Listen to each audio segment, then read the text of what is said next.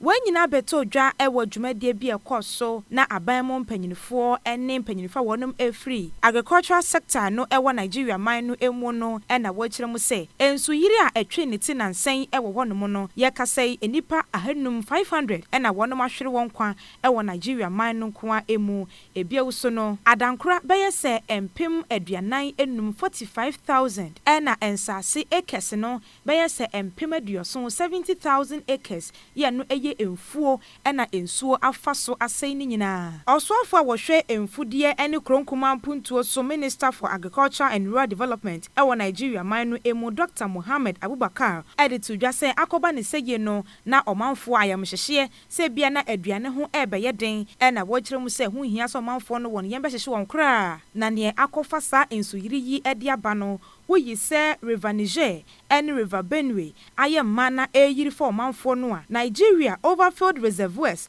eno so ayemma ye no so ka ho bi na masa ensuyire yi no aba